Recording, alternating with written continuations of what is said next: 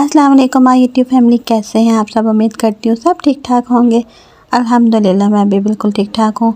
और आज मेरी वीडियो आपको इतनी फास्ट फॉरवर्ड में मिलेगी क्योंकि काम बहुत ज़्यादा था। और काम करते कि मैंने आज वीडियो बनाई। किचन की डीप क्लीनिंग कर रही थी, जितनी मुझसे हो सकी उतनी मैंने की, क्योंकि गंदे किचन में काम करना तो मुझसे नहीं होता। मतलब मुझे होता है कि किचन साफ़ सुथरा हो तो मैं काम करूं।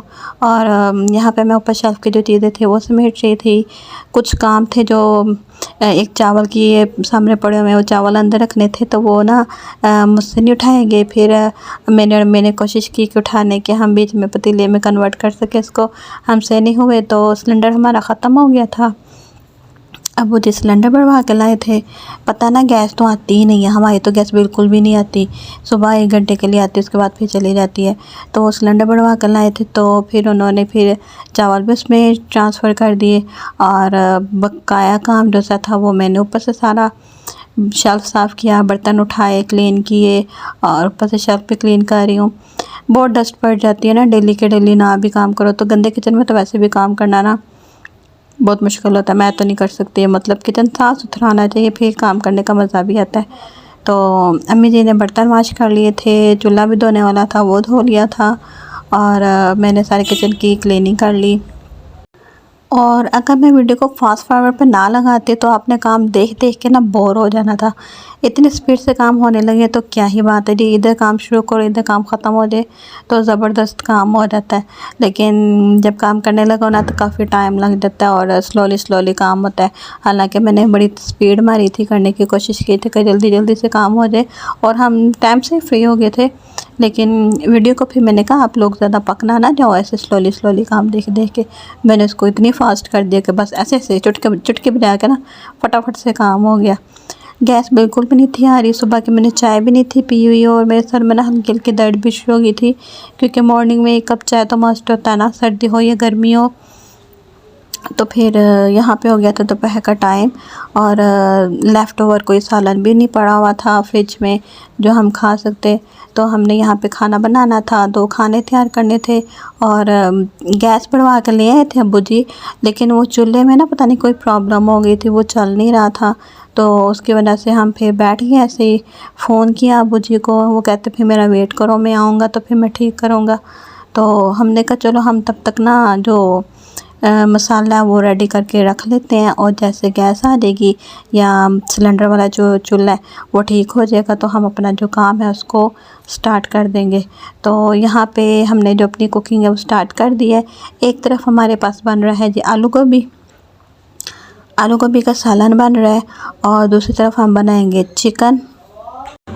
आलू गोभी तो अक्सर लोग नहीं खाते, कहते हैं कि उससे ना गैस हो जाती है, लेकिन अगर अच्छी पकी हो ना तो मुझे तो बहुत मज़े की लगती है। तो आलू गोभी कुछ लोग बनाते हैं साबुत, मतलब आलू गोभी के जो फूल होते हैं ना वो इतना उनको काटते नहीं है। मुझे भी इतनी साबुत साबुत कच्ची कच्ची खड़ी खड़ी गोभी नहीं पसंद, मुझे ऐसे गुली गुली से गोभी पसंद है। और दूसरी तरफ हमारा तैयार हो रहा था चिकन। गैस तो नहीं थी आई, गैस ने पूरा दिन लगा दिया, गैस स्टिल बंद, गैस बिल्कुल भी नहीं थी आ रही। तो खाना भी तैयार करना था, दोपहर को भी हमने फिर बाज़ार से मंगवा के खाना खाया, क्योंकि घर में लेफ़्ट ओवर सालन भी नहीं था, और चूल्हा भी ख़राब था, गैस भी नहीं थी। फिर हमने बाज़ार से ही खाना मंगवाया और वो खा लिया। वो मैं आपको दिखा नहीं सकी क्योंकि काम करके फिर मैंने उसके बाद जब खाने बैठे ना तो मैंने शूट नहीं किया, जस्ट मैंने ऐसे फटाफट से खाना खा लिया।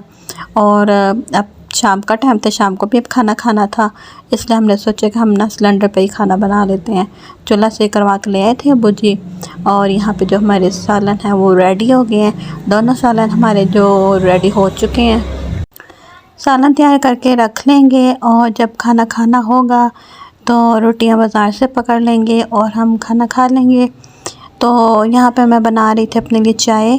जैसे मैंने आपको बताया था कि सुबह मैंने चाय नहीं पी थी क्योंकि गैस ख़त्म हो गई थी और सिलेंडर भी ख़त्म हो गया था, तो चाय मैंने पी ही नहीं सकी थी, तो इसलिए मैं अब पीने लगी हूँ चाय।